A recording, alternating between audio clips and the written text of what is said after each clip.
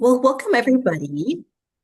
So happy to have everybody join us. I know we had a bit of a shift in schedules, but it looks like today worked just as well for everybody. So happy to see everybody. Um, to quickly introduce myself, I am Jamana, the Student Affairs Representative and Chair for the Society for Conservation Biology. And we're very happy to have a wonderful presentation today focused on abstract preparation, but I do have a few announcements before we get into the meat of it.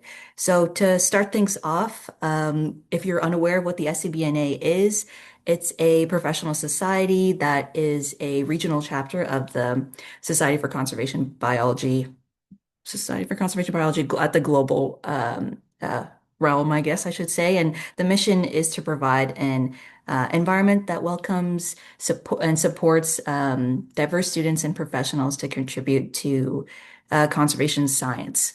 And we do have a QR code here. So this takes you right to the SCBNA website. So feel free to scan that. You have a moment and you can learn more information there. And just to reiterate a little bit more, the SCBNA and Student Affairs Committee in particular, who was hosting today's session, um, really works to organize events and activities that are focused around undergraduate and early career professionals in the field of conservation and conservation science. And we host a lot of webinar sessions like this, but also activities and if you're planning to attend the upcoming NACCR conference hosted by the SCBNA, you'll find some in-person events there as well. And if you are interested in joining the Student Affairs Committee as part of the SCBNA, feel free to shoot us an email at the address below here, studentaffairs@scbnorthamerica.org, and you can, have the privileges I do to work with these wonderful people to focus on student programming as part of SCBNA's initiatives. We gotta change that picture. Every time I do this these webinar things, I see a big picture of myself. So we'll just put a nice photo of a flower or something next time.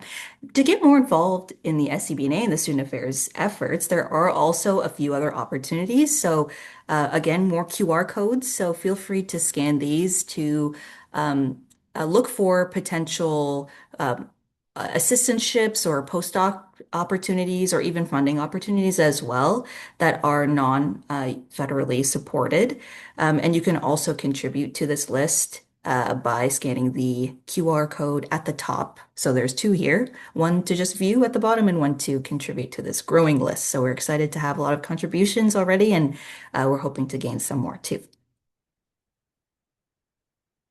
And just before we get into the presentation itself, this is a lineup of some of the future webinar sessions we are planning to host.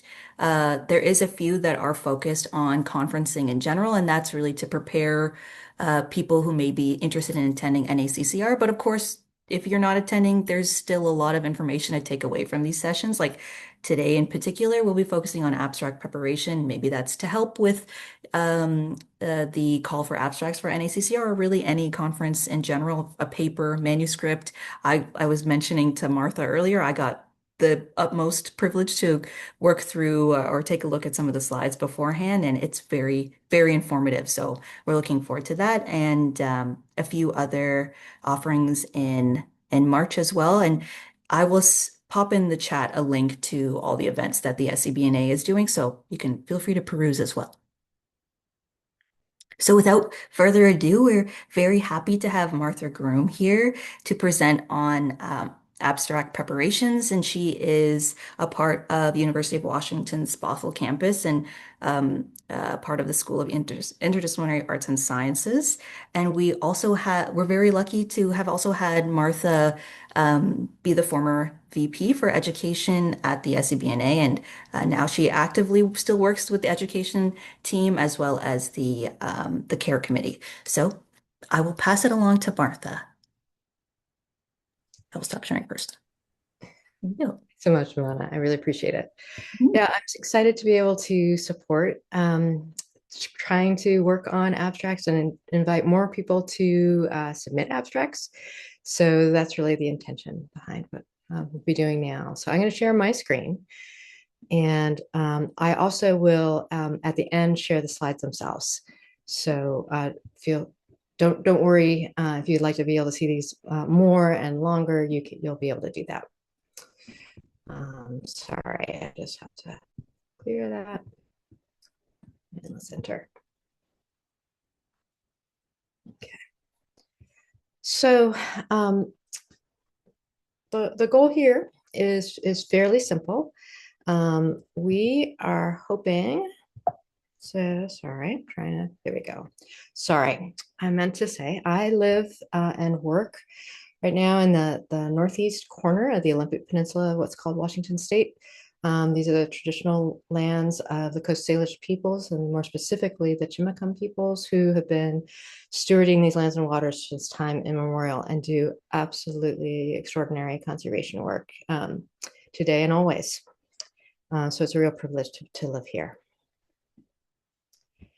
So intentions behind this workshop really biggest encourage folks to share their awesome work and provide a bit of an overview of some things that can make a very strong abstract.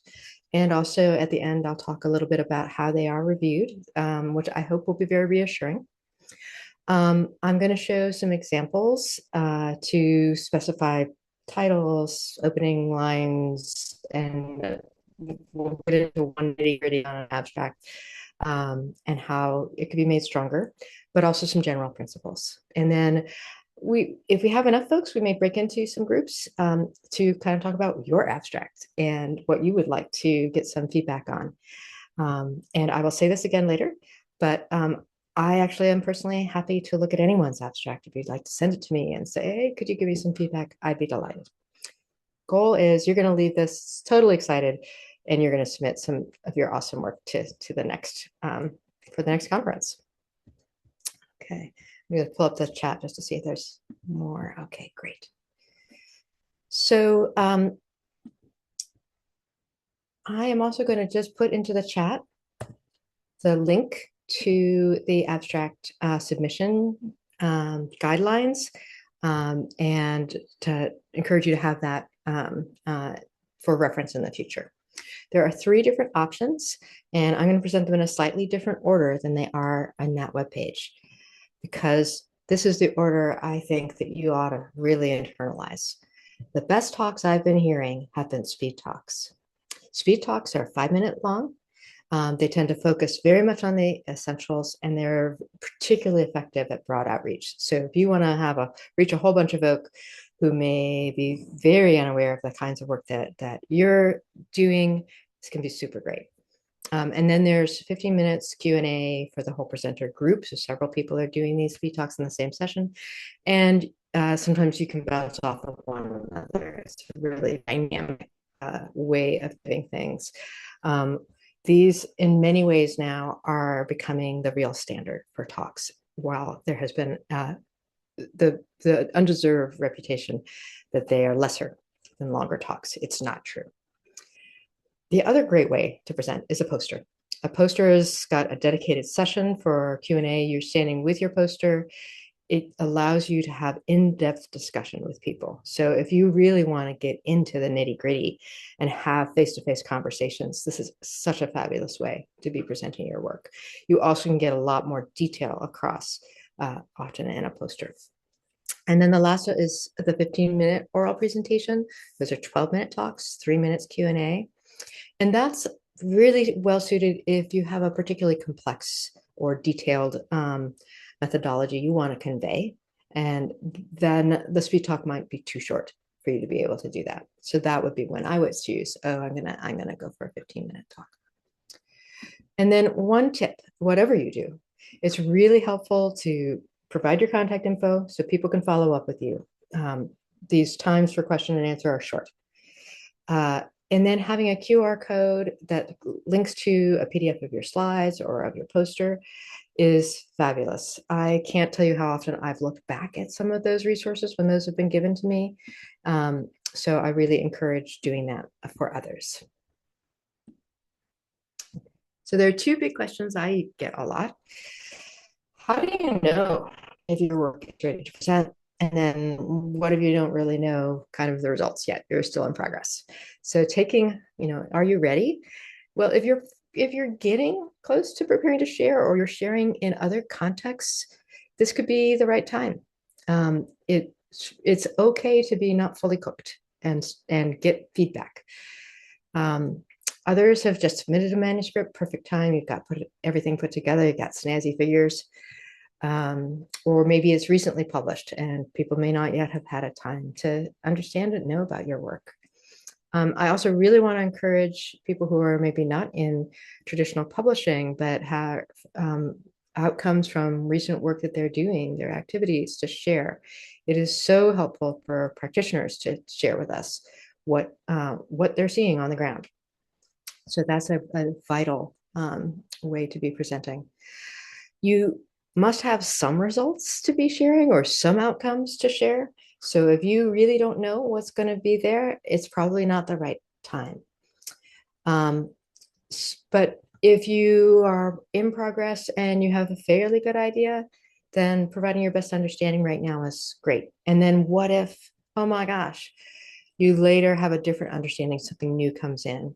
That's fine. You just say, in my abstract, I noted differently this, but this is what's really happened, and you explain it. So it's really fine for things to change, but you should be at the stage where you have outcomes, research results to share. So there's some specific requirements that I want to emphasize. So the first is, let's see, does this work? Yes. Titles are limited to 150 characters. They're very short, and they must be sentence case. They're not all uppercase letters, and only the first word in the sentence and proper names are capitalized. The abstracts themselves can't be more than 250 words. It's in some ways kind of capacious. There's a lot of space in there, but you really do. It does make you choose your words, and that is, I think, the essence and wonderfully great thing about abstracts. They really help you distill what's the core and what will get people excited about this. So you want to begin with a very clear statement of your topic or objectives. Give brief methods. So, you've got your statement, and then I'll just say brief, brief, brief. We really don't want to know about your methods in your abstract unless it's a methods focused talk. And then your major results. Don't talk about everything you learned, just the big headline stuff. And then this is probably where abstracts fall down the most. Conclude with something substantive. What can we do with what you're sharing with us? Or what would you like us to think or walk away with? That's the biggest gift you're going to give to people through sharing your work.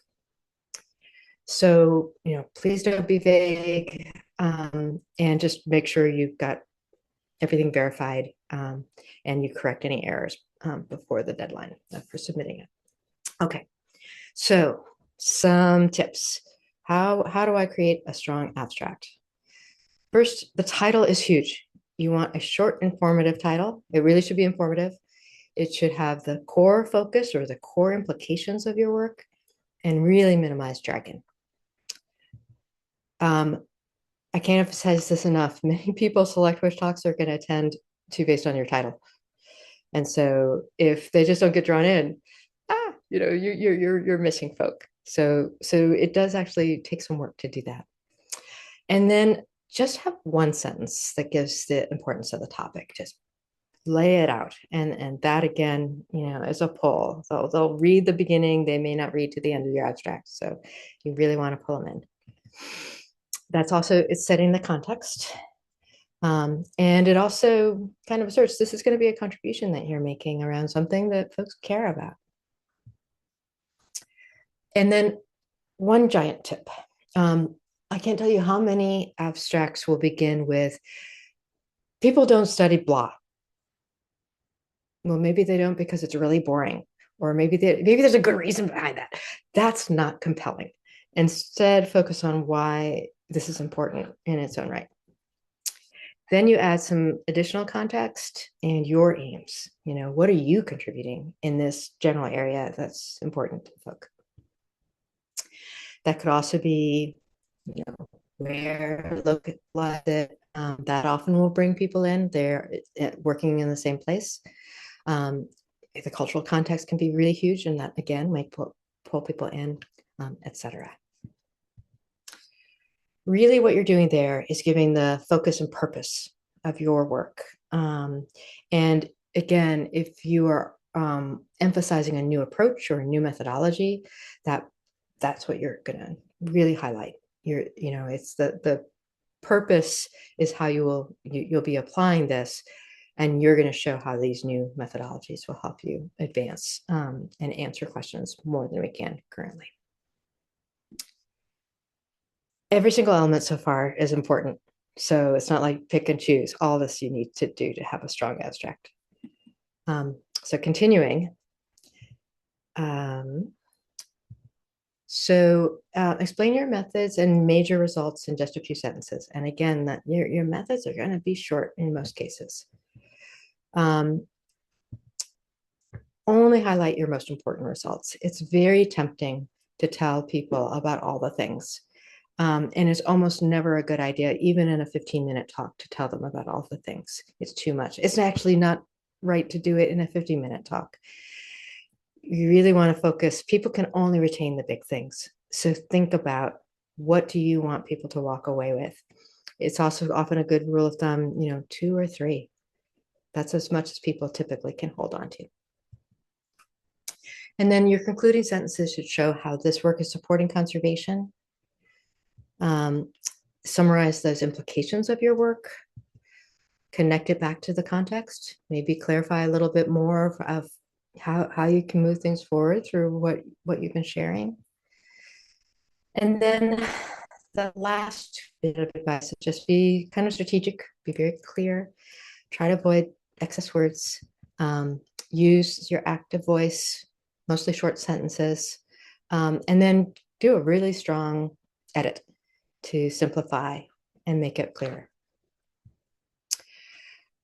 I try to be very selective and think about this as, I get just 250 words and every single word counts. It's really easy to have fillers and jargon, and try your best to remove those and make it something where it really resonates for all 250 words or less.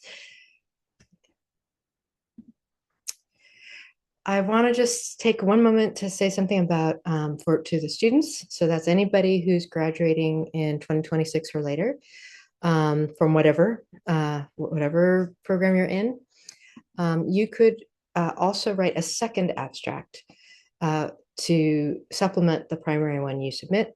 That one is the one that's going to be shared in the program, but your second one will only go to a committee that will be judging the student awards. So if you'd like to be considered, you need to take this step.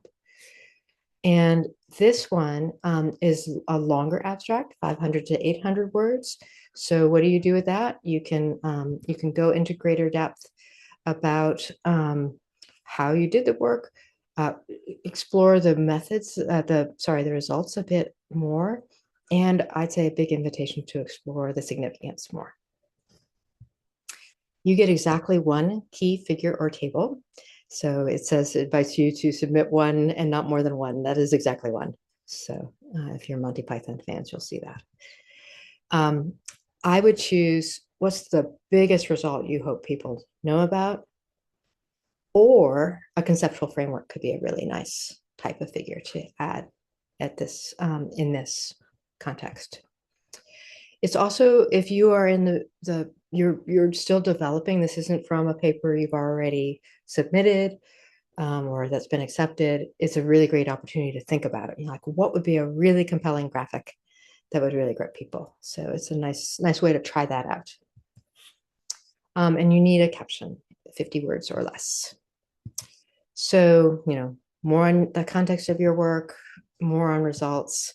And then, as I really want to drive home, the implications of your work, your interpretation of it, why it matters. This is the part this is what people will really remember. So that's what you can lean into. Okay, a couple of examples. So thinking about titles and opening sentences. So here's one from another meeting. So vertebrates and trade pose high invasion risk to the United States. So why did I think this was a decent one? Oops, what is that not doing? All right, there we go. And this is the next sentence. Preventing invasions is the most effective means to limit the ecological, economic, and health impacts of invasive species. A strong declarative sentence. It relates directly to the title. Both the title and the first sentence are really, putting out a thesis really of where and how we should be thinking about addressing invasives in the US. Another one, perverse conservation outcomes of rewards-based interventions. Rewards-based approaches to conservation and environmental sustainability have gained ground over the past 2 decades. So the title is kind of intriguing. Reverse outcomes, so rewards-based interventions, shouldn't that give us something great? But the next sentence, I would argue, isn't so effective. It basically says, hey, people have been doing this stuff. So maybe instead, something more like rewards-based approaches to conservation are used to incentivize pro-environmental actions. However, blah, blah, blah. That links better to the title, which was intriguing. And it also gives me a little bit more context if I'm like, wow, that was a mouthful. What's a rewards-based intervention? Or so think there's a lot of work happening very quickly in an abstract from the title to that first sentence. So these are just examples to help you think about, yeah, and how might I do that for myself? Oryx has a useful article on writing for conservation, which is useful also for abstract development. And I'm taking an example from them. At the end of the slides, I have some links so that this link is available through the slides. So this is their example of the conservation status of the elephant bird on Madagascar. They find that uninformative, didn't quite compel them either. The next version is a question that often can, again, the intrigue, going for intriguing. Is the elephant bird extant on Madagascar? And that's the core research question. And then they have the answer to the research question. The elephant bird is extant on Madagascar. Yay! Then they have probably their favorite, right? Conservation on islands, colon. Is the elephant bird, and then there's a species name, extant. That is maybe more appealing to a general audience. It adds the research question, so it stays intriguing. You'll have to come to find the answer or read the abstract. And they think that it's really helpful because folks interested in conservation on islands might be more likely to come. It's got some keywords that might help it be searched. So that's why they recommend such a title. It gives a little bit more to think about. As you're crafting your first sentences, you can also use a structure that's called the and, but, therefore structure. This is something that Anna Weber, who is the current chair of the CARE committee and the former student affairs chair, taught me. So it's you have statement A and statement B provide the core context. So sharks live in tropical waters and they are crucial to these marine environments. So contextualizing sharks for folks who don't know them, or where you're thinking about sharks in that first part, and then kind of the grip of it, that they play crucial roles. And then a but statement of some sort that's getting you into the problem. But tropical oceans are getting warmer due to climate change. So now we're sort of set into the problem, and then you get into how you're gonna be addressing this in your work. Therefore, statement D suggests some solution or answer. Therefore, we are developing a tool to predict future shark habitats under climate change. Where will sharks be able to go? So this structure is useful to consider as a way to sort of, this is a communication draw in. How do you draw people in succinctly? Anna shared an abstract that she had submitted in 2020 for the SICME meetings. And in this one, the beginning of it is 2 sentences. Genetic evidence from contemporary forest dwelling species in Africa suggests that historical forest fragmentation had an important role in the evolution of the region's modern fauna, etc. So maybe this was due to ancient forest contraction. And then she's got her but, which is a however statement. The effects of changing climate also may have an impact. And they used a novel technique to sort this out. So there are a lot of examples. So if you go back and read some of the past abstracts, I think you can also get a feel of this kind of cadence. It's a typical one. It doesn't mean you have to use this. It's just one option. Okay. Here's a longer one, and we're going to get into this one. This is an example of an abstract from Tara Easter in the 2022 meetings. And if you notice at the bottom of this, it is now published. So she submitted this before it was published. So it's a nice example of that. So she begins with a very clear issue. Globally, turtles are considered one of the most threatened groups of vertebrates, partially due to overexploitation for legal and illegal trade. So she's doing two things there. Turtles are really threatened, and trade, both legal and illegal, is a real reason why. And then she contextualizes it to the United States and how we're trying to figure this out, and particularly how the news media might influence public perception and support for different action. So right there, now we know she's going to get us into the US and the news media. Then she's got a fairly succinct set of description of the methods. She uses the active voice, and then key results in the purple section. So we see each sentence is pretty much a different result. And then she concludes and ties this to applications. What are we learning from this that we might be able to apply? So I think this is a great abstract. It is within the 250 words, but we can make it even better. So we could edit down a little bit more. So we can cut out, turtles are considered turtles are one of the most threatened groups, so we've taken out an unnecessary word. They're mobilizing. Do we need increasingly? No. We could take out and modify this sentence and make it a little bit more active as well about what they were doing. There's a not terribly interesting result mentioned. We could drop that entirely and then restructure the next sentence to make that clearer.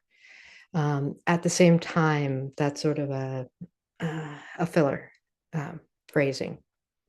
And then the very end, she says they can provide important insights for addressing wildlife trade, maybe be a little bit more direct, reducing wildlife trade. I've gotten it down to 217 words. That's awesome. So now there's additional space, and that could be used probably most importantly to think about how does this kind of news intersection with the media impact reducing and addressing wildlife trade. So kind of digging into the conclusions would be a really powerful way to make this abstract even stronger. This is a strong abstract. This is a paper that got accepted for presentation in a conference and then later for publication. But this is an example of what you need to do. You get yourself to a pretty good abstract, edit it down again, and make it even better. Okay. Let me just close by just talking a little bit about the criteria for selection.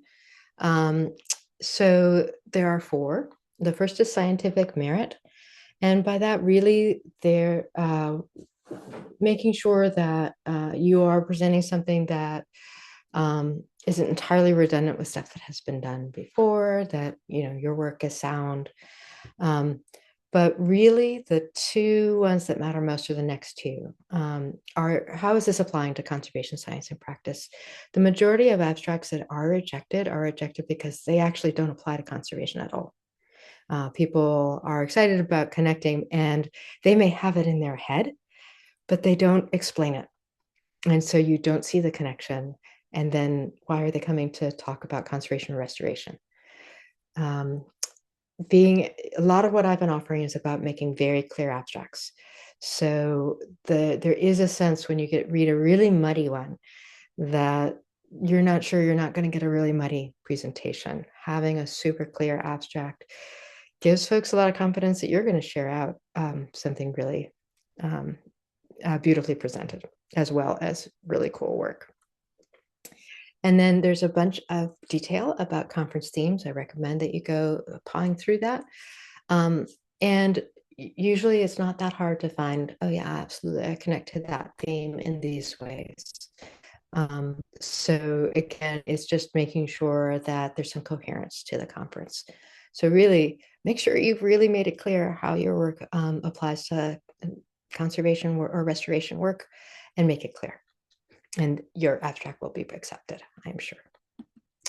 So I have a few links at the last slide. And again, I will attach the PDF of these slides shortly to the chat so you can all have them.